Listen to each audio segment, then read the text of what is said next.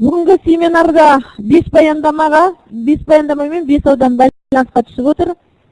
Бұл әрине облыс көлемінде 15 аудан болатын болса, әлі де бұл бағытта жұмыс жүргізу керек дегенді айтып жатыр. Мейлінше, егер де барлығымыз бір уақытта онлайн режимде, яғни уақытты үнемдеп, жұмысымыздан қол үзбей, онлайн режимге байланысқа түсіп, осында бас қосулар, пікір алмасулар, оқытуды қалай жақсарту мәселесі төңірегінде пікір алмасатын болсақ, бұл болашақта оң істердің біреуі болған болар еді. Офлайн режимде, онлайн режимде бірлескен бір семинар болып жатыр деп ойлаймын. Қазір бірнеше мектептің өкілдері, облысымыздың бірнеше мектептері онлайн режимде семинарға қатысып жатыр.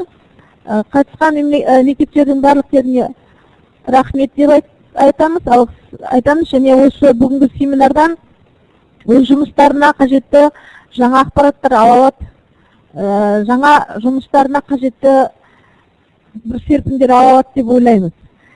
Осы ретте мен кішкене деңгейлік бағдарлама орталығының желілік қауымдастық жұмыстары туралы да айтқым келіп отыр. Ондағы мақсат осы кәсіби біліктілігі жоғары, шығармашыл деңгейлік бағдарламаны бітірген ұстаздардың бір жұмыс көрсеткіші ретінде, педагогикалық белсенділігінің көрсеткіші ретінде желілік қауымдастықтарда жұмыс істей алуы болып табылады. Онлайн режимдегі семинарларды ұйымдастырып, сондағы өзінің іс тәжірибесін таратуы үлкен орын алған болар еді белсенділігіне, мұғалімдердің белсенділігіне. Сондықтан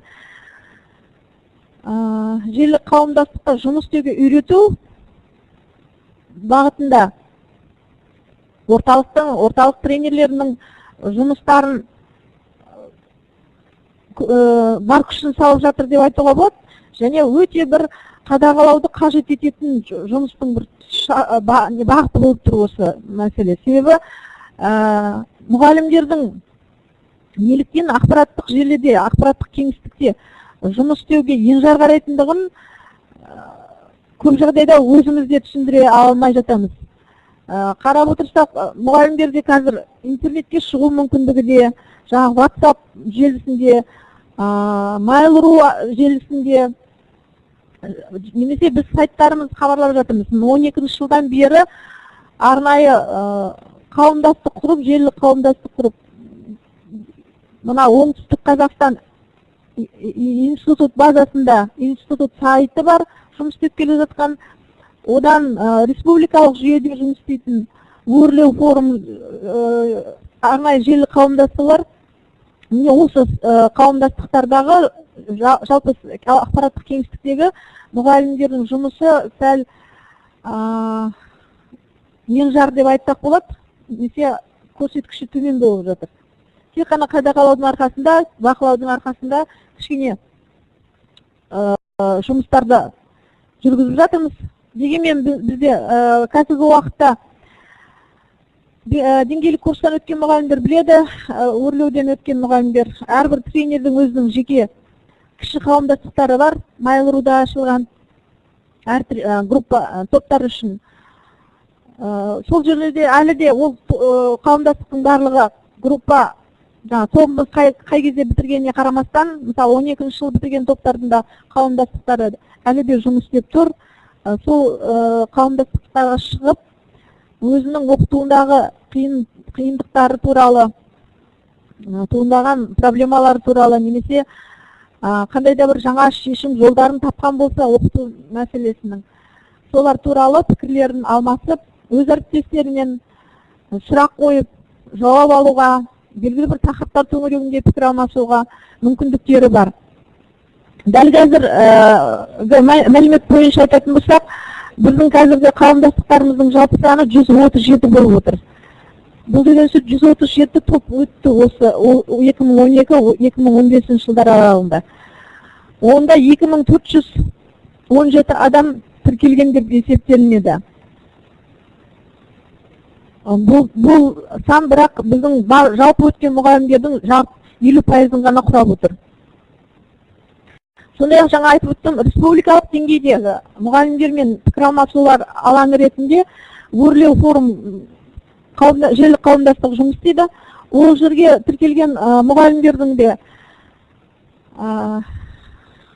мұғалімдерді бақылауда бізде есепке алынады. 400-ге жуық мұғалім өрлеу форумына тіркелген деп есептейміз. Арнайы ол жерде тақырыптар ашып, пікір алмасуларына болады. Жалпы желілік қауымдастық жылы өткен сайын өсіп келе жатыр, онда тіркелген адам саны да өсіп келе жатыр. Дегенмен біз сол ақпараттық кеңістікті тиімді пайдаланып, өзіміздің қажетімізге жұмсай алатын, өз тәжірибемізді жетілдіруге қолдана алатын деңгейге жеткізуге болады. Қазіргі көптеген интернет технологиялар бар. Мысалы, сол алаңдарда оқытуға қажетті әдіс-тәсілдер туралы, оқыту құралдары туралы, жаңа ақпараттар, жаңа түрлері, мысалы оқытудың арнайы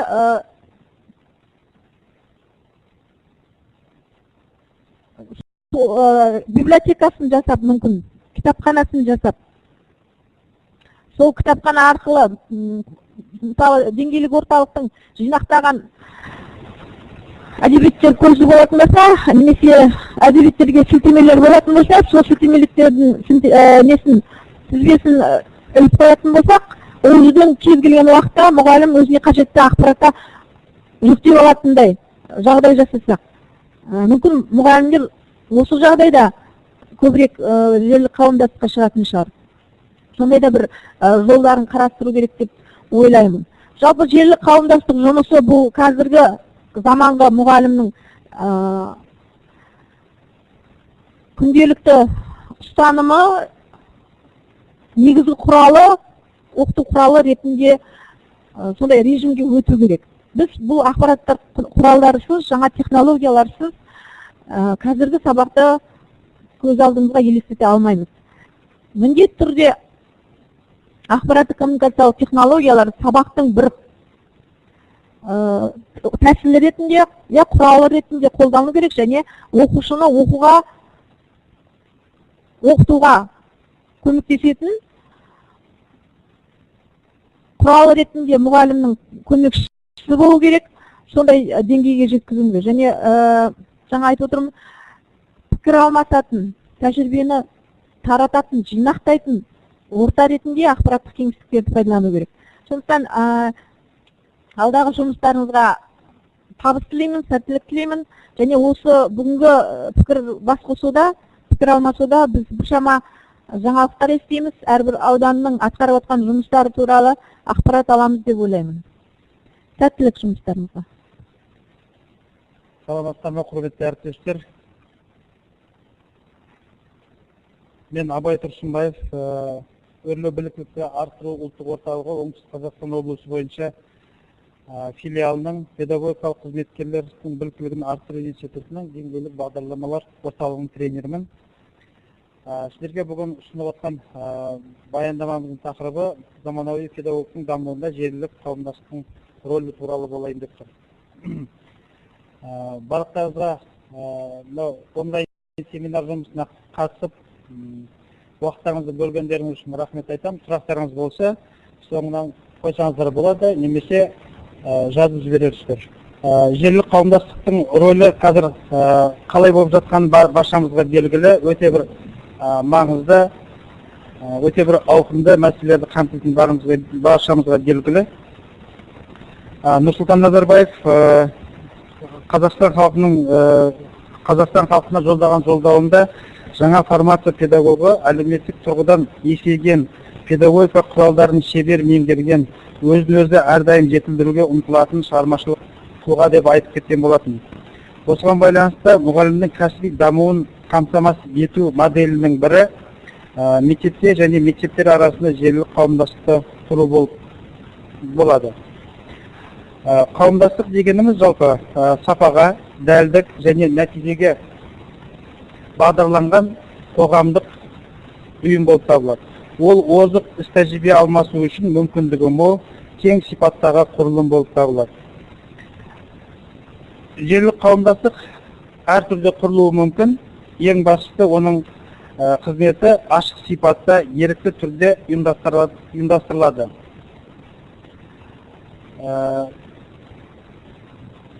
Желілік қауымдастықтың тақырыбы мектептегі белгілі бір проблемалардың негізінде анықталады. Және де ол педагогикалық проблемалар аясында құрылуы керек. Мұғалімнің желілік қауымдастықтағы қызметін ұсынылған бөлімдер бойынша бағалауға да болады. Олар тіркелгені, ресурстық қорға қосқан үлесі, ресурстардың мүмкіндіктерін пайдалану, қарым-қатынас мәдениеті, деңгейі және тақырыпқа сай жұмыстану белсенділігімен сипатталады. Мен сіздердің назарларыңызды қазір оңтүстік Қазақстан облысы бойынша бірнеше бір цифрларды ұсынғым келіп отыр. Жалпы облыс бойынша 1000-нан астам мектеп болса, ол жерде 63486 мұғалім жұмыс істейді екен. Олардың барлығы 568 мың оқушыларға білім береді екен. Осы мұғалімдердің арасынан деңгейлік бағдарламалар қосылған өткен мұғалімдердің саны мына экранда көріп тұрсыздар. Жалпы желілік қауымдастық дегенімізді қалай түсінеміз? Ол енді баршаңызға белгілі. Бұл әлемдік тор. Бұл жерде ең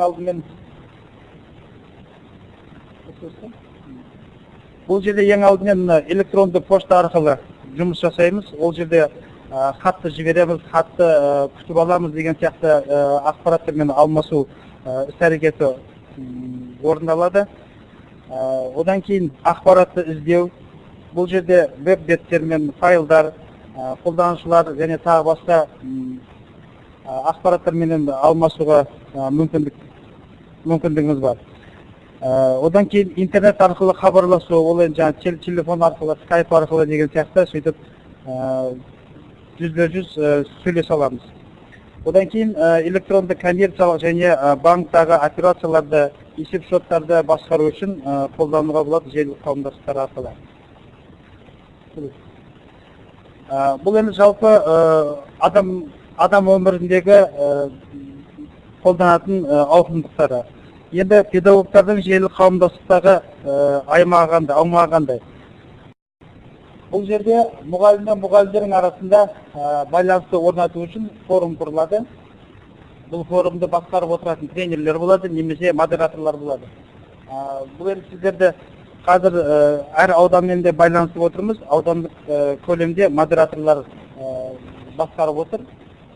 Бұл жақта енді тренерлер, жалпы тренерлер мен мұғалімдер арасында, мұғалім мен мұғалімдер арасында деген сияқты жалпы байланысты осылай форум арқылы ұйымдастыруға болады.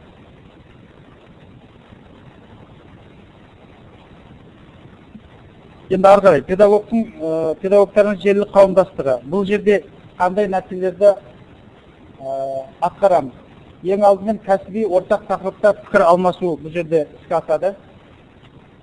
Одан кейін кәсіби шеберліктердің шыңдалуына мүмкіндік жасауға болады. Түкпір-түкпірінде тұратын ауданның, түрлі шалғай аудандарда тұратын педагогтардың өзара қарым-қатынасын жасау арқылы тәжірибе алмасуға болады. Жаңа алдымыздағы апайымыз айтып кеткендей, әр ауданда өзі мұғалімдер осы орталыққа келмей-ақ сол жерде отырып байланысқа шықса болады. Одан кейін мұғалімдер өзара тәжірибе алмасуға мүмкіндігі болады. Енді бұл жерде бірінші онлайн семинар, желілік қауымдастық арқылы ең алдымен республикалық көлемде, облыстық көлемде, басқа да шет елдермен де осы онлайн конференциялар арқылы, семинарлар арқылы байланысуымызға мүмкіндік туады. Сертификатталған бұл біздің жұмысымызда ең қазіргі басты мақсат сертификатталған мұғалімдер мен тренерлердің арасындағы байланысты нығайту болып тұр. Одан басқа жаңағы мұғалімдер бір-бірімен де байланыс орнатып, тәжірибе алмасу болып тұр. Желілік қауымдастық арқылы мынандай бірнеше жұмыстарды атқаруға болады. Бірнеше жаңағы проблемаларды қамтиды. Ең алдымен оқушылардың сыни тұрғыдан ойлауын үлкен проблема деп қабылдасақ, осы мәселе бойынша мәселелерді талқылауға болады. Одан кейін оқушыларды бағалау мәселелері, қазір енді білесіздер, мынау сындарлы оқыту бағдарламасында бағалаудың басқа да түрлерін қарастырып кетіп жатырмыз. Смарт технология дейді, мұғалімнің портфолиосы, кері байланыстарды, орта және қысқа мерзімді жоспарлаулар бойынша үлкен осындай проблемаларды қарастырып, осы желілік қауымдастық арқылы шешуге мүмкіндік туып отыр. Ары қарай желілік қауымдастықтарда жалпы тірек мектептері бар. Біздің облысымызда тірек мектептері арқылы, одан кейін шағын орталықтар бар. Шағын орталықтарға бұл мынау аудандық, қалалық әдістемелік кабинеттер жатуы мүмкін. Тірек мектептері бар, орталықтар бар, солар арқылы осы мұғалімдер барлығы байланыс орнатады. Педагогтардың желілік қауымдастығына белсене қатыса отырып, мынандай шаралар жүзеге асыруға да болады. Жаңа айтып кеттім, конференциялар, семинарлар, байқауларда өткізуге болады. Жобалық проекттерді, жобалық жұмыстарды орындасақ болады. Шебер сыныптарды көрсетуге болады. Телеконференциялар, сұрақ жауаптар, сауалнамалар өткізуге болады. Енді сіздердің ұсыныстарыңыз болатын болса, қазір жазып жіберіңіздер. Алдында айтқандай, сол сіздердің ұсыныстарыңызды ескере отырып, біз алдағы жұмыстарымызда желілік қауымдастық жұмысын тағы да жетілдіреміз деген ойдамыз. Енді мынау соңғы слайдта сіздердің алдарыңызда жалпы республикалық өрлеудің адресі тұр, жаңағы мекен жай тұр. 3w.өрлеу_edu.kz бұл республикалық өрлеу мекемесінің адресі. Одан кейін облыстық өзіміздің Шымкенттегі өрлеудің адресі ru.өрлеу.kz мекен жайы. Назарларыңызға рахмет. Сұрақтарыңыз болса қоя жатарсыздар, кейін соңынан жауап береміз. Саламатсыздар ма, құрметті әріптестер, қош келдіңіздер онлайн семинарға. Менің әріптестерім Жанат апай, Абай ағай жақсы теория жағынан жақсы мәліметтерді сіздерге берді. Мен есімім Нәмметова Дилдар болады, осы деңгейлік бағдарлама орталығының тренері, және сіздерге бағанан бері естіп жатқан онлайн деп жатырмыз, форум деп жатырмыз, сайт деп жатырмыз, сол сайттармен қалай практика жүзінде жасап көруге мүмкіндігі бар екенін көрсетіп кетейін. Өйткені білесіздер, бірнеше рет естігеннен гөрі бір рет көрген жақсы. Мысалы, қазір аудан бойынша онлайнға шығып жатқан мектептер және модераторлар онлайн режимде тек қана презентацияны дайындап көру емес, бір мезгілде интернет желісімен және интернет сайттармен жұмыс жасауға мүмкіндігі бар. Сондықтан қазір сіздерге 1 минуттық дайындық, 1 минут емес, онда уақыт қанша кететін болса, біздің осы жерде отыратын Дидар деген қызымыз жасаған іс-әрекетін сіздерде сол батырмаланы басып отырып, қайталап отыруыңыз керек. Өйткені онлайн режимде конференция семинар өтеді, ашық сабақ. Басқа жерде, басқа мектепте, ауданда, облыста отырған мұғалімдер интернет желісімен жұмыс жасаған кезде бірден нәрсе экранда көру үшін бірдей іс-әрекет жасау керек. Әйтпесе тек қана біз жасап отырған кезде біз көреміз, семинар ұйымдастыратындар, бірақ мектептер көре алмайды. Мына сіздерге біздің осы жерде сіздер отырған өрлеу оңтүстік Қазақстан облысы бойынша сайтын сіздерге көрсеткім келіп жатыр.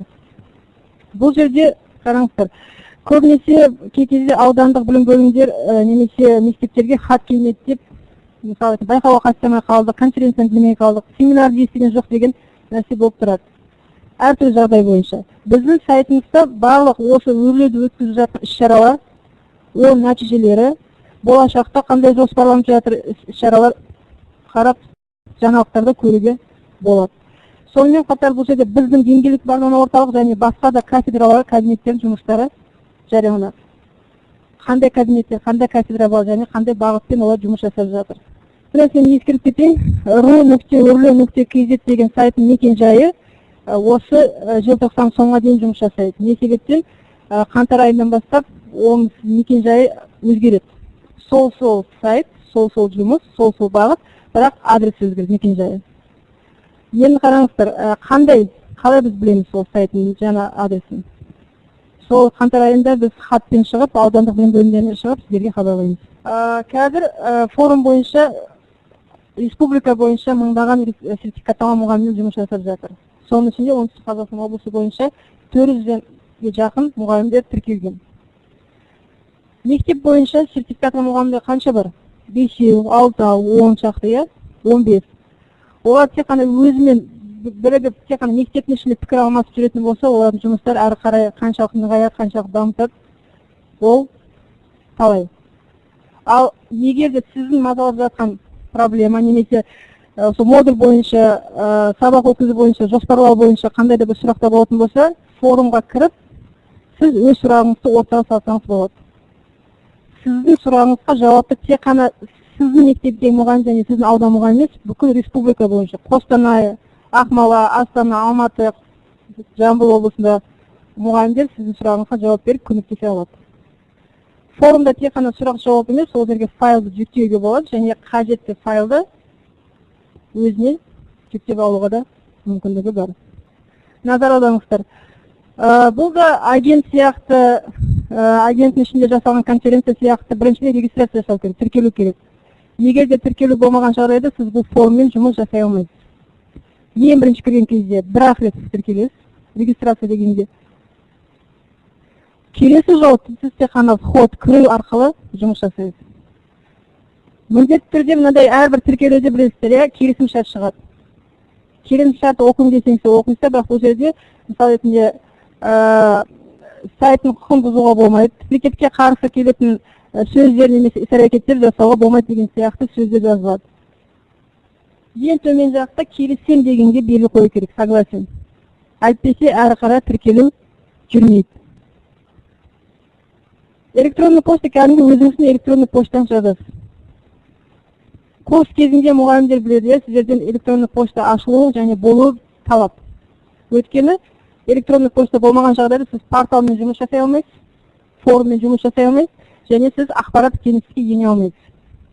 Ол сіздің осы ақпарат кеңістіктегі бір билетіңіз болып есептелінеді.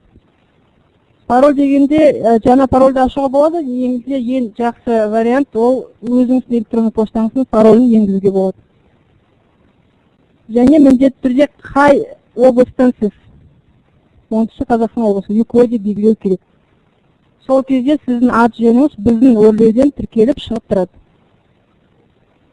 Енді қараңыздар, біз негізінде бұл форумда сертификатталған мұғалімдерге насихаттап жатырмыз, бірақ басқа мұғалімдерде оқуға келмеген, курстан өткен, деңгейлік курстан өткен мұғалімдерде қатыса береді.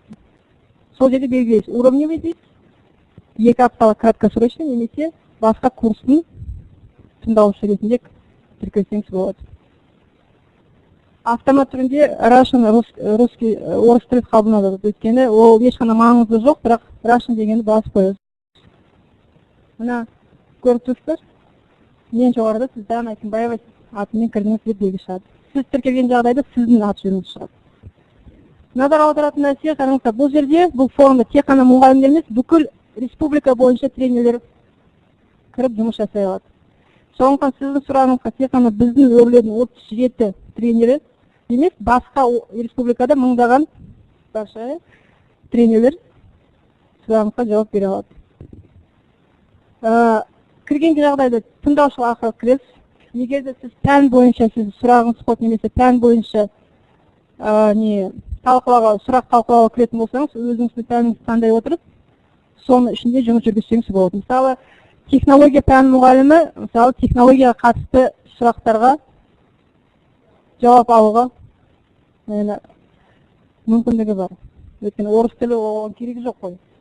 Жалпылама егер де мысалы біз айтып жатырмыз, 7 модуль аясында немесе жалпылама жоспарлау, ол бәріге бірге ғой. Технология болсын, орыс тілі пәні, қазақ тілі пәні болсын. Жалпылама сұрақта талқылауға кірем десеңіз, слушатель, тыңдаушылар арқылы кіресіз. Оңтүстік Қазақстан облысы бойынша Құдайға шүкір компьютеріміз бар, интернетіміз жұмыс істеп жатыр. Барлық мектептер интернетіне қамтылған. Кей кезде айтады интернет жоқ мектепте деп. Барлықтарымызда интернет флешка немесе мегабайттарымыз бар. Білесіздер, форумға тек қана компьютер арқылы емес, кәдімгі телефон, планшет арқылы да кіре беруге болады. Тек қана интернет желісіне кіруге мүмкіндік бар болса. Форум деген ол газет оқу емес. Бұл жерде тек қана қарап шығу емес, ішіне белсене қатыса отырып, сұрақтарды қоя отырып, басқалардың сұрақтарына жауап беру. Егер де сіз жауап бергіңіз келсе, бір мұғалімге қатты көмектесіңіз келіп жатыр, өйткені сіз ол сұраққа немесе оның проблемасы сізге жақын, және ол проблемамен сіз жұмыс жасадыңыз. Сол кезде ответить, жауап беруге басасыз. Егер де сіз өзіңіз тақырып бастам десеңіз, сізді мазалап жатқан сұрақ қоям десеңіз, ең басында терезені ашқан кезде тақырыпты бастау деген бар. Сол жерде Жанат апа сияқты бір тақырып ашатын болсаңыз, 100-200 шамалы жауапта сізге келеді. Заголовок тема деген басқа мұғалімді қызықтыру немесе соған белгі беру, қандай тақырыпты сіз ашып жатырсыз. Ал терезе, екінші үлкен терезеде сіз оған ашатын немесе қатысты сұрақты ашып көрсетесіз. Сұрақтарыңыз бар ма? Назарбаев зияткерлік мектебі дербес білім беру ұйымына қарасты педагогикалық шеберлік орталығы мен Кембридж университетінің білім беру факультетімен әзірленген Қазақстан Республикасы педагог қызметкерлерінің біліктілігін арттыру курсының деңгейлік бағдарламасы бойынша 3 айлық деңгейлік курстан өткеніміз белгілі. Мен өзімде осы бірінші деңгейде оқыдым. Ал енді бұл деңгейде оқыған мұғалімдер не істейді? Бүкіл әлемдегі ең дамыған елдердің білім жүйесіндегі үздік деген әдіс тәсілдермен танысады, сын тұрғысынан ойлау жүйесі қалыптасады, креативті шешімдер қабылдай алу құзыретіне ие болады. Содан кейін бұны бітірген мұғалім өзінің мектебіне барады да, осы мектептің білім сапасын арттыруға атсалысады. Ал енді заманауи ұстаздың алдында басты мақсат не? Ол оқыту сапасын көтеру арқылы білім сапасын және оқушылардың функционалдығын, сауаттығын арттыру болып отыр. Ал енді бұл нәрсені іске асыру үшін жаңағы біздің деңгейлік курстан өткен мұғалімдер болса да ол қол жеткізе алатыны белгілі, бірақ біздің мектептегі мұғалімдердің үлкен армиясы бұл курстан өте алмай отыр. Оларға не істеуге болады сонда? Қалай көмектесеміз? Әрине өздеріңіз білесіздер, әрбір курстан өткен мұғалімнің екінші бір жұмысы тәлімгерлік. Ол мектепке барғаннан кейін міндетті түрде біз өзімізге тәлімгер аламыз, олармен де жұмыс істеп, оларды дамытуға атсалысамыз. Дегенмен бұл жеткіліксіз деп ойлаймын. Ал енді мен мектепте жүріп 5-6 мұғалімді ғана тәлімгерлікке алатын болсам, енді бұл жаңағы бүгін айтылып жатқандай желілік қауымдастықпен жұмыс істесек, онда мен одан да ондаған мұғалімге өзімнің көмегім тигізе аламын. Ал енді олай болса жаңағы желілік қауымдастықтың қажеттілігі өзі күннің заманның талабы сияқты болып отыр ғой. Олай болса осы желілік қауымдастық дегеніміз не, оның қандай мақсаты бар, қандай мүмкіндіктері бар деген сұрақты айтып көрсем. Қазір бұл басқа мемлекеттерде бұл әлдеқайда нәтижелі жұмыс істеп жатыр екен. Мен ізденіп көрсем, кәдімгі өзіміздің көршіміз алысқа бармай-ақ, Ресей мемлекетінде бұл өте жақсы жолға қойылған. Ал біздегі деңгей қалай? Жаңа менің алдымда өтіп кеткен баяндамашылардың да сөзінен көріп отырсыздар, бізде әлі оншалықты бір нәтижелі міне деп көрсететін желілік қауымдастықтар өте аздау екен, әлі аз, жеткіліксіз. Енді мен осы туралы жаңа толығырақ мәлімет беріп өтсем деймін. Жалпы мен өзім желілік қауымдастықты шартты түрде үлкен 2 топқа бөлдім. Оқушыларға арналған және мұғалімдерге арналған. Қазірше біз әлі мұғалімдерге арналған желілік қауымдастықты бір жолға қойып алуымыз керек сияқты. Және оны мектепішілік және мектеп аралық деп бөлсек те болады. Мектепішілік деген қалай? Ол егер интернет болмаған жағдайда сол мектептегі мұғалімдердің өзі бір қауымдастыққа бірігіп, ортақ мәселені шешетін болса, мысалға бір сыныпқа сабақ беретін әртүрлі пән мұғалімдері біріксе, бұл да желілік қауымдастық деп ойлаймын. Ал енді болашақта бұны жеткізу үшін не істеуге болады? Қандай мақсатпен құрылып жатыр желілік қауымдастық? Бұл бірыңғай ақпараттық кеңістікті қалыптастыру, жаңа айтылып кеткендей, тәжірибемен алмасу, қолдау көрсету, ынтымақтастық, тәжірибені тарату, формальды және формальды емес қатынастарды ұйымдастыру, кәсіби деңгейін арттыру, жаңа педагогикалық іс тәжірибелерді тарату. Басты мақсаты осылар. Ал енді бұның қандай мүмкіндіктері бар? Жаңағы біз өзіміз оқып келіп айналамызда ғана үйреткеннен көрі бұл желілік қауымдастықтың мүмкіндігі өте үлкен екен. Қазір адамға қажетті білім, іскерлік, басқа да кәсіби сапаларды үйреніп меңгереді. Яғни оған өте үлкен мүмкіншілік бар. Қызықтырған тақырыбы бойынша ең өзекті ақпаратты алады. Менің алдымдағы Дилбар апайдың айтып кеткен тура осыған мысал болады. Өзіме қажетті ақпаратты мен өзіме қолайлы, ыңғайлы уақытта жазып, одан жауап күтіп, әріптестерімнен көмек алуыма болады. Сарапшы тренерлерден кәсіби кеңеспен көмек алады. Өңдеулердің әдістемелік қоржынына қол жеткізе алады, өзінің материалын жариялайды, кәсіби конкурстарға қатыса алады. Ал енді біздің жалпы осы деңгейлік курстың басталғанның өзіне 3 жылдан астам уақыт болса, осы желілік қауымдастықтың құрылып жұмысты бастағанына да осынша уақыт өтті. Мен өзім ЦПМ KZ порталына және жаңағы топтағы жігер тобына қатысып тәжірибе алмасып жүрген жайымыз бар. Бірақ енді оны қандай осы көптеген қарап отырсаңыздар интернетте әртүрлі осы желілік қауымдастықтар тіркелген. Бірақ олар қаншалықты тиімді жұмыс істеп жатыр десек, олардың мынандай критерийлер бойынша бағалауға болады. Ең бірінші оларда қатысушының санына қарауымыз керек бірінші. Енді құр қатысушының саны ғана емес, оның ішінде белсенді қатысушылардың санына және қоғамдастықтың өмір сүру ұзақтығы құрып қойып, ертең жойылып кетіп немесе тоқтап қалса, ол да бұл тиімді жұмыс емес. Содан кейін сол жердегі талқыланатын тақырыптардың саны, олардың ауысып отыруы, содан кейін қоғамдастық немесе қауымдастық парағының рәсімделуі, мәдени сипаты. Осыларға қарай отырып, жаңағы өздеріңіз әртүрлі желілік қауымдастықтардың еңбегінің немесе жұмыс барысының қаншалықты тиімді болып жатқаны, қандай деңгейге барғанын анықтауымызға болады. Ал енді желілік қауымдастыққа қатысу, оны біреуге міндеттеп қинаудың да қажеті жоқ. Әр мұғалім қазір өздеріне қажетті білімнің керек екендігін, уақыт талап екендігін біліп отыр. Ол ертеңгі күні жаңағы осы нәрсені, жаңалықты үйренбесе, инновацияны меңгермесе, ол жаңағы өз өмір көшіне ілесе алмайтын әрбір ұстаз түсініп отыр. Сондықтан желілік қауымдастыққа енуге әрбір мұғалім жаңағы қызығады деп ойлаймын. Ал енді оны құрудың да жаңағы өзінің шарттары, схемасы бар. Жаңа жоғарыда айтып өтті. Ең бірінші желілік қауымдастық құру үшін оның басшысын сайлап алу керек. Немесе ол өзі көшбасшы мұғалім өзі шығады. Мен осындай құрамын, осы жерге жиналыңыздар деген сияқты ең бірінші белсенді көшбасшы мұғалімдерді тарта отырып, жұмыс ережесін құрады. Қоғамдастыққа мүшелер тартады, содан кейін жалпы мүшелерді 3 топқа бөледі. Өздеріңіз білесіздер, ұйымдастырушы топ, немесе ол басшылық етуші топ деп аталады, үйлестіруші топ және дамытушы топтарды. Одан кейін бұл топтардың арасындағы мүшелерге міндеттерін айқындап береді. Содан кейін жұмыс жоспарын құрып бекітеді. Болса да олар екі жақтама немесе тағы басқалай бірнеше жақта келісім шарт меморандумға қол қою арқылы ерікті түрде осы кәсіби қауымдастыққа мүше болады. Содан кейін оның жоспарына сай арғай жұмыстар жүріледі.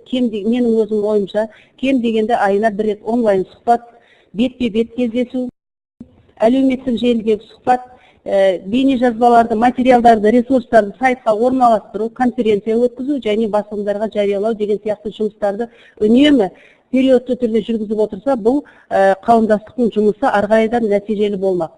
Енді мына ұйымдастырушы, үйлестіруші, дамытушы топ дегендерге анықтама бермей қояйын, толық олардың да нақты өздерінің міндеті бар.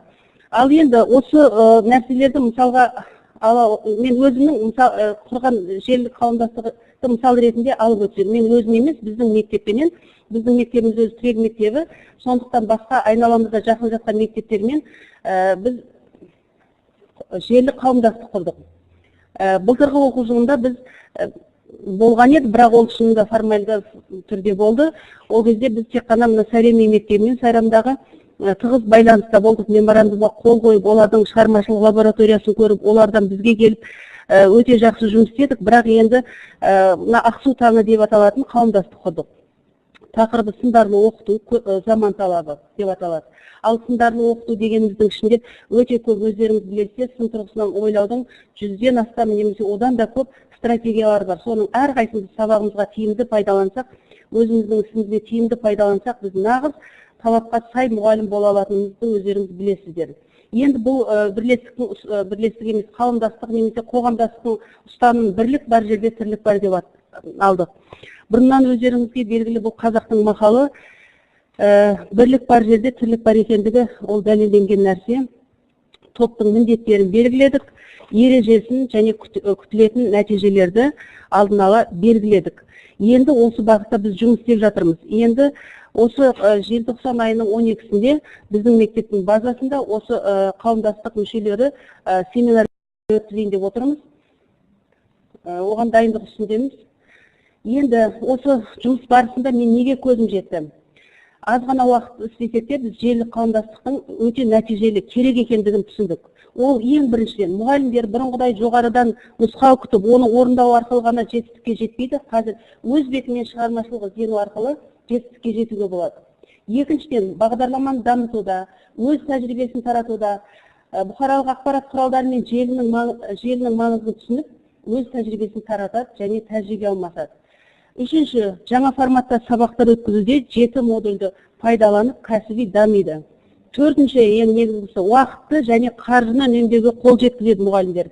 Оны қалай, неге олай деп айтып отырмын? Уақытты деген сөз, мысалға мен бұрынғы кезде мысалға тәлімгерлікпен жұмыс істесем, ол да әлі жаңағы керек нәрсе ғой. Дегенмен тәлімгерлікпен жұмыс істесем, немесе коучинг сабақтарға қатысқан кезде мен оған арнайы уақыт бөлуім керек, алыстан бару керек, оған қажетті ресурстарды алу керек деген сияқты. Ал енді бұл жерде жаңағы өзіңізге тиімді уақытта керекті материалдарды аласыз, ресурсқа, қолда бар ресурстарды бірігіп пайдалануға мүмкіншілік аласыз. Сонымен қорыта келе айтатыным, желілік қауымдастық деген бүгінгі заманның ең қажеті.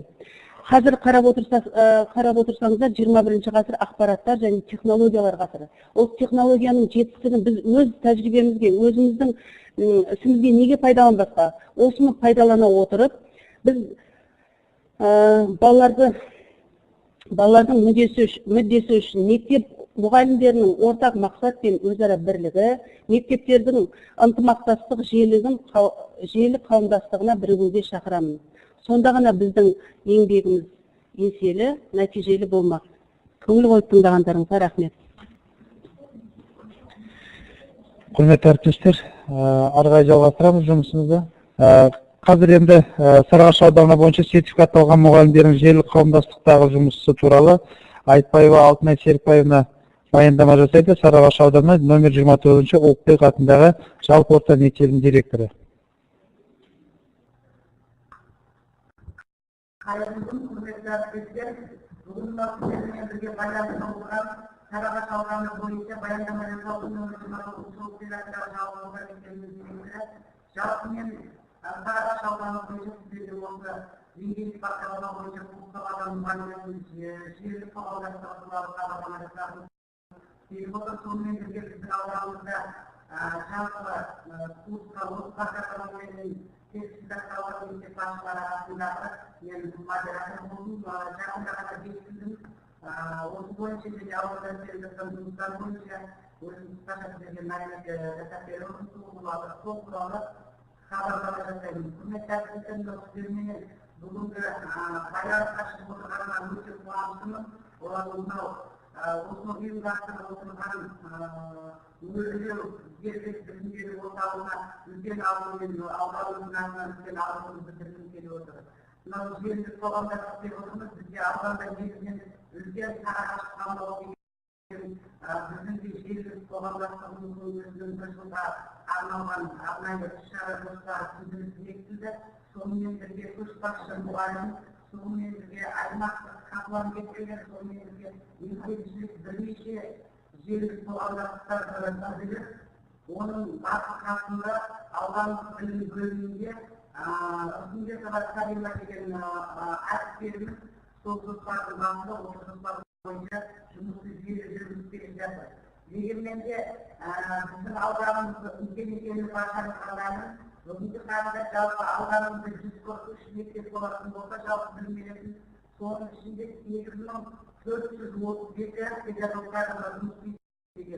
Осы 8432 педагог кадрын 75 мектеп көшбасшылары осы бағдарлама бойынша сертификат алып берді бүгінге дейін.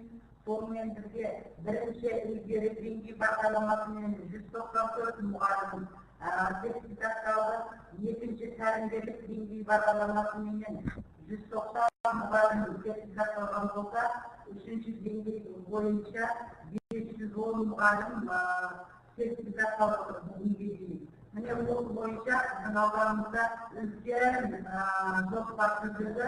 Бұл жоспар біздің осы 2015-2016 оқу жылының қарсаңындағы педагогикалық оқуында осы Сарыағаш Самғау қоғамдастығының үлкен іс-шара жоспары жүріп, сол жерде бекітілді, үлкен секция жұмыс істеді. Сол секцияда жалпы деңгейлік курсқа келген мұғалімдердің Келесі өмірі бойынша және Сарыағаш өмірі бойынша осы сертификатталған мұғалімдердің саны бас қосып, осы жерде өзекті мәселелердің бәрін талқылады. Енді мына бүгінгі сіздердің мағата дейінгі мынау өрлеу орталығынан шығып семинарға өздерінің ұсыныс пікірлерін білдірген тренерлердің пікірлерін тыңдап отырып, biz қазір шын мәнінде республика көлемінің өзі 90%-ына жуығы қазір мен мынау интернетпенен бәрін қармылы болды бүгінгі таңда.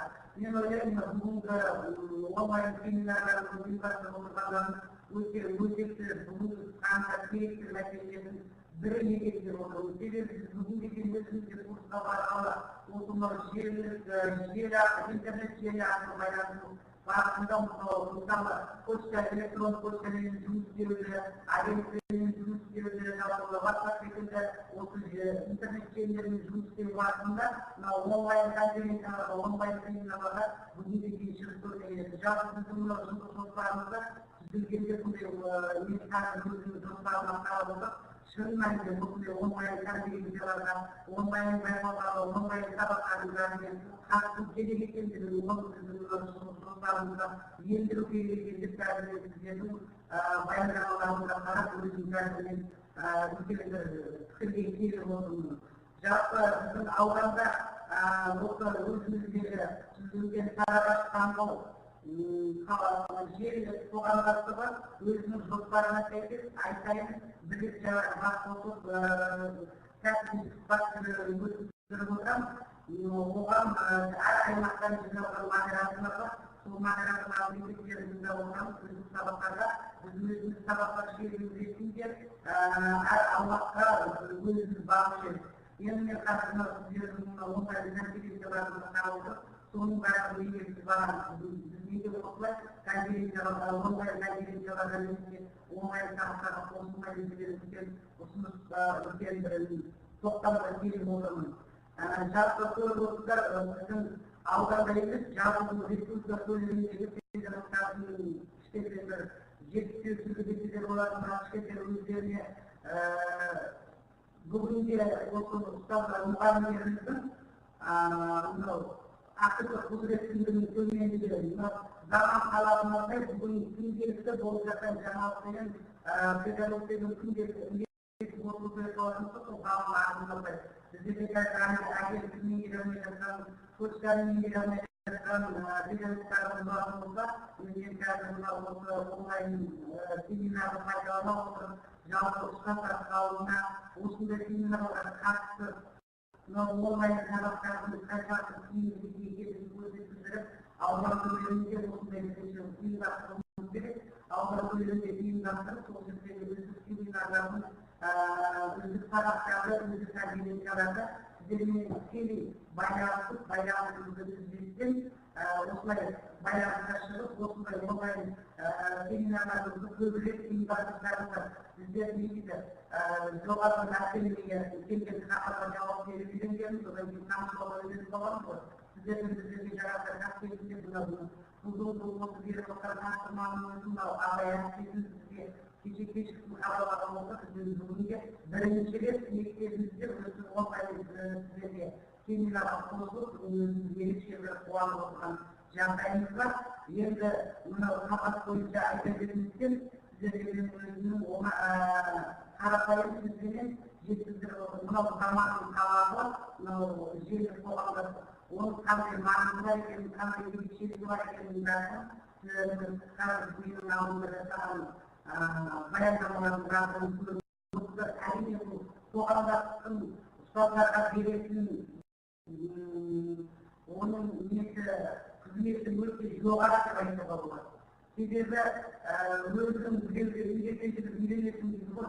Өзіміздің өткізіп жатқан сабағымызды басқа мектептің, басқа мектеп ұжымымен салыстыра отырып, өзімізді жұмысты арттыра отырып, өзімізде жаңағы одан да неге жоғары неге көрсеткішке өзіміз көтерілетін. Мысалы үшін қазір осы басшылар Алматы қаласында бізде шебер орталығында оқыған болсақ, осы қазір Алматы, Тараз, Қызылорда жақтарға мектеп басшыларымен байланысып отырған.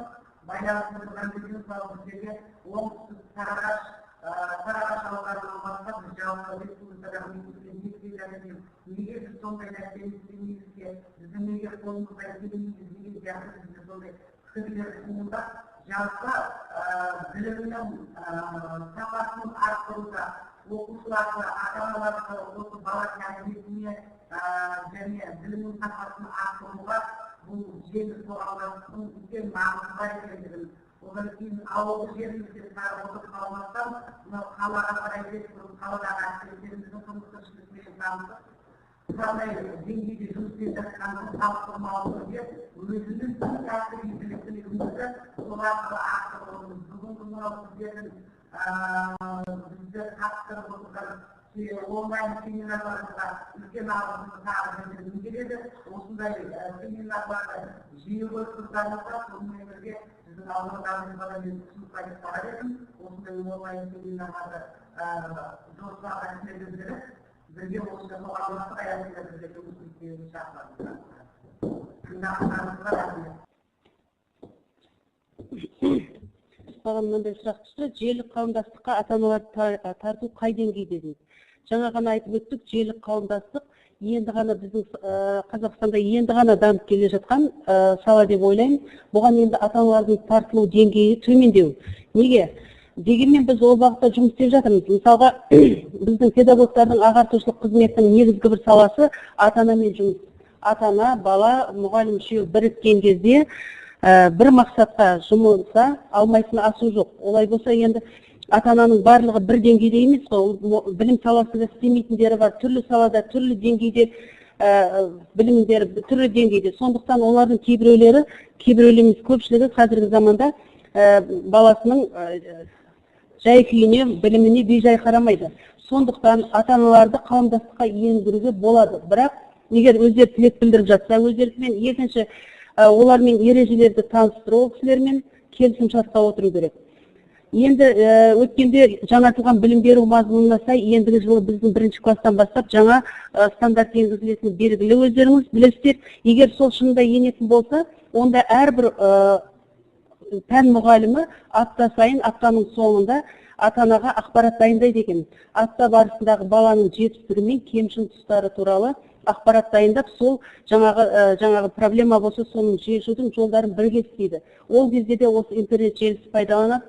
Ал біздің мектебімізде желілік қауымдастық емес, дегенменен осы интернет арқылы ата-анамен байланысу біршама жолға қойылған. Неге десеңіздер, біз 2 жылдан бері e-learning жүйесінде жұмыс істейміз. Біз ата-аналардың жаңағы баланың алып отырған бағасы күнделікті ата-ананың соткасына түсетіндей етіп жасаған. Енді барлығы 100% емес, дегенмен осындай байланыста жұмыс жасап жатырмыз. Ал енді желілік қауымдастықтың өзінің бірнеше міндеттері бар деп қалдына қойған. Соның бірі тек мұғалімдер, біз қазірше менің ойымша енді тек мұғалімдердің кәсіби шеберлігін көтеру мақсатында ғана жұмыс істеп жатыр. Болашақта ол оқушыға тиімді ресурстармен толықтыруымыз керек, оқушыларды тартуымыз керек, және ата-ананы да хабардар ету үшін, ата-ана оған құзыретті болу үшін, баласымен жұмыс істеу үшін оларды да тарту біздің алдымызда тұрған негізгі мақсаттардың бірі деп ойлаймын. Сондықтан осы істі де бастау керек шығар. Кешіктірмей. Рахмет. Жақсы, рахмет. Сұрақтарыңыз тағы да болса қоя беріңіздер. Бізге жаңа отырар ауданы қосылды ма? Мүмкіндік болды ма? Отырар ауданының білім бөлімінен қазір директор шақырдым, келіп қазір сіздерге шығардым. Біздерге тұрып 5 минут уақыт беріңіздер. Жарайды, рахмет. Құрметті әріптестер, біздің жаңағы осы аудиторияға семинар жұмысына Қазығұрт ауданынан әріптесіміз келіп отыр. Қаныш Сәтбаев атындағы жалпы орта мектебінің мұғалімі. Қазір өзін таныстырады, пікірлерімен бөліспекші.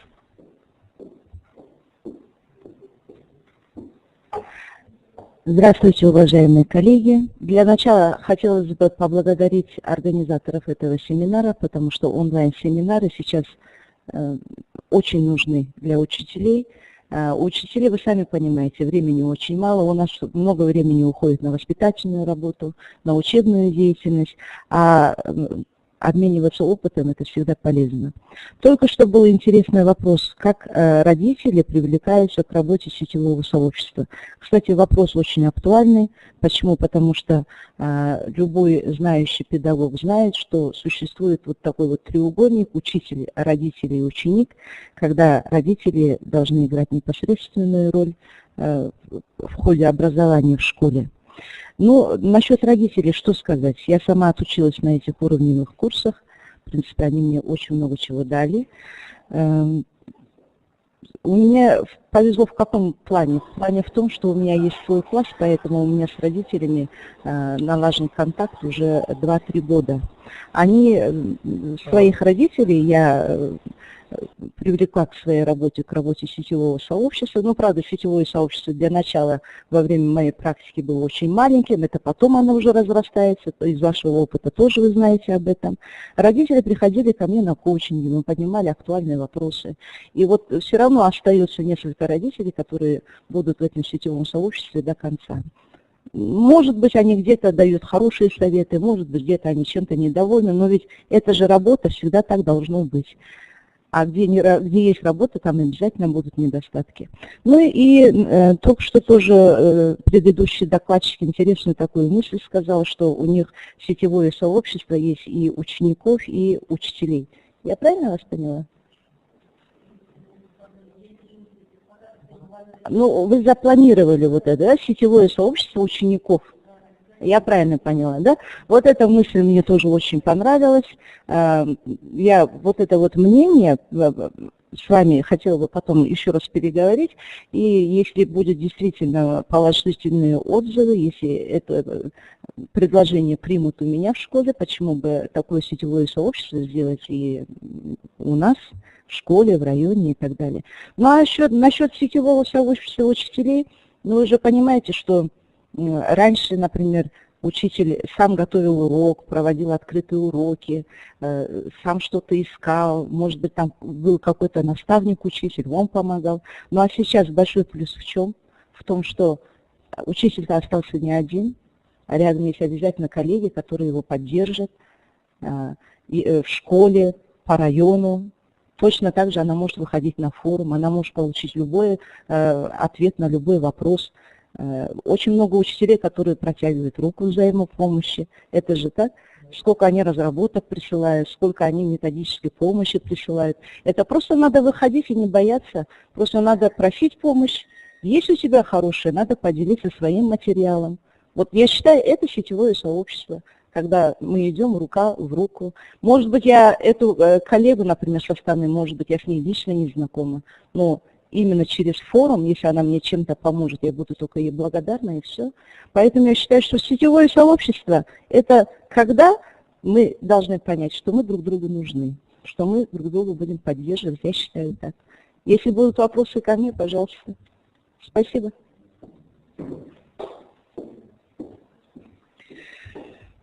Рахмет әріптесімізге өз ойын білдірген үшін. Ары қарай сөз Сәрсенбаев Талғат Мырзаға беріледі, Отырар ауданы Жамбыл мектеп-лицейінің директоры. Құрметті әріптестер, бүгінгі алып жатқан тақырыбымыз өте құнды, қазіргі таңдағы барлығымыздың ойымызда жүрген тақырып болып отыр. Жаңа әріптестеріміздің жасаған баяндамаларын мен басын аяғына дейін тыңдап отырдым. Міне бұл жерде әрбір ауданда жасалып жатқан жаңағы желілік қоғамдастықтың жұмыстары жөніндегі есептері болып жатыр. Біздің де ауданымызда қазіргі таңда 198 мұғалім деңгейлік курстан өтті. Оның ішінде 19 директор басшылық деңгейлік курстан өткен. Міне бізде де бастапқы уақытта желілік қоғамдастықты құру жоспарланып, міне сол бағытта біздер жұмыс жасадық. Жұмысымыздың нәтижесі жақсы көрсеткіштерді көрсетіп келе жатыр. Бұл дегеніміз, желілік қоғамдастық дегеніміз барлығымызға да белгілі, өздеріміздің ой пікірлерімізді әріптестермен бөлісу. Біздің ауданымызда да мына интернет жүйесі жақсы дамыған, қазіргі таңда ақпараттық жүйе дейміз. Барлық деңгейлік курстан өткен мұғалімдермен осы онлайн режимінде сабақтар өткізіліп отырады біздің ауданымызда. Соның ішінде осы желілік қоғамдастықтың төрағасы ретінде мен сайланған болатынмын. Төраға ретінде бізде жаңа 3 топ құрдық. Бірінші деңгейге, екінші деңгейге, үшінші деңгейге және басшылық деңгей деп 4 топ құрған болатынбыз. Бұл топтың өзінің міндеттері мен мақсаттары қойылып, жоспары түзіліп, аудандық білім бөлімінің келісімімен бекітілген. Міне осы жоспарлы жұмыстарымыздың барысында ай сайын біздерде 4 осы семинар өткіземіз деңгейлік курстар бойынша. Бұл жерде әрбір деңгейлік курстардың мұғалімдеріне басшылық жасау үшін деңгейлік курстан өтіп келген, сертификатталған мектеп директорлерін бекіткен болатынбыз. Қазіргі таңда осы жасап жатқан жұмыстарымыз өте жақсы нәтижесін беріп жатыр десек біз қателеспейміз. Осы желілік қоғамдастық өзіміздің ауданымызда да мектептер арасында құрылған. Сол мектептер бойынша біз әрбір семинар өткізген кезде барлық мектептерге хабар береміз. Сол хабар бойынша сол мектептегі жаңағы осындай әдіс тәсілмен онлайн режимде біздердің өткізген сабақтарымызды бақылап көріп отырады. Міне бұл жерде енді бірнеше мұғалім әр мектептен өздерінің сабақтарын өтеді. Сол мектептің жоспарына сәйкес, міне соны ең соңында барлығымыз талқылап, келесі өтетін семинарымызға жоспарымызды жасаймыз. Жоспар жасағанда біз бұл семинардан, қазіргі таңдағы семинарымыздың деңгейлік курстың оқушыларға білім берудегі сапасы қаншалықты дәрежеде дұрыстығына біз директорлермен және де сол коучинг семинарларға қатысқан әріптестермен бөлісіп, барлығын реттеп, келесі жоспарымызды жасап, сол жерде келесі өткізілетін мектептің есімі аталады. Бұл жерде жаңа әріптестеріміз айтып отыр, басқарушы топ, ұйымдастырушы топ.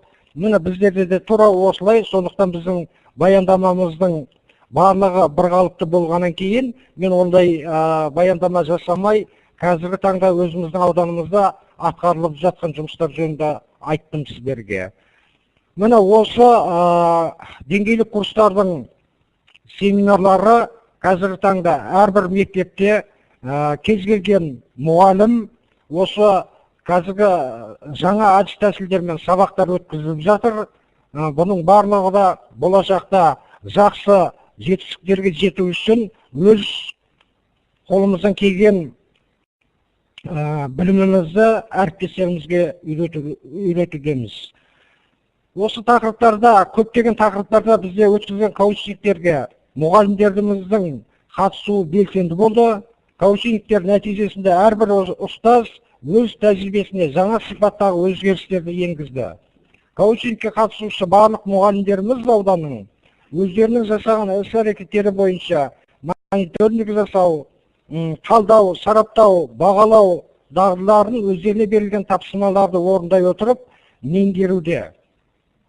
Мектептердегі желілік қоғамдастық оқушылар мен оқушыларды жоғары жетістіктерге қол жеткізу үшін бірнеше мектеп арасында оқыту мен оқу үдерістерін жеткізудегі бағытталған көптеген іс-әрекеттерді жоспарлау, іске асыру және оның мониторингін жүргізу мақсатында бірлескен мектептер тобы ретінде алғашқы нәтижелерін беріп жатыр.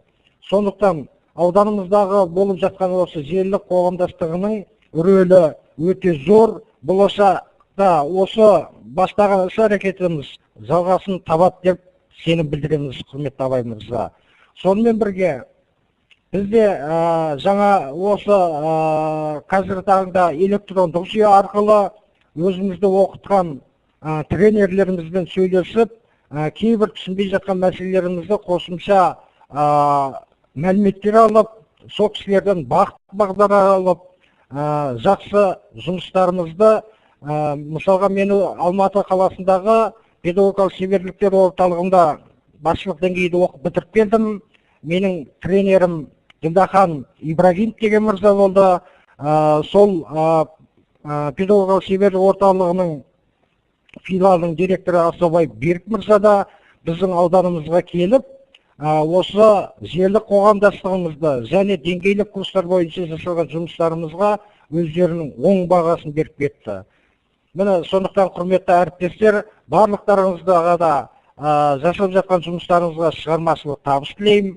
Әрқашанда оқытып жатқан оқушыларымыздың білімі, деңгейі жоғарыдан бола беруіне тілектеспін. Тыңдағандарыңызға рахмет, құрметті әріптестер. Жан-жақты талдап, тиянақты мағлұмат бергеніңіз үшін Талғат мырза сізге үлкен рахмет. Жұмыстарыңызға сәттілік тілейміз және алдағы уақытта тығыз байланыс орнатамыз деген, тәжірибемізбен алмасамыз деген үміттеміз.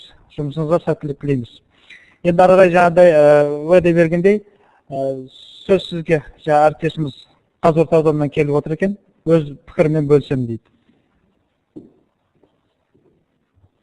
Саламатсыздар ма, құрметті әріптестер? Мен Қазығұрт ауданы Өнер Жамалов атындағы орта мектебінде, жоғары ма, ағылшын тілі пәнінің мұғалімін. Осы Шымкент қаласындағы педагогикалық шеберлік орталығында бірінші деңгейлік бағдарламаны сертификатталған мұғаліммін.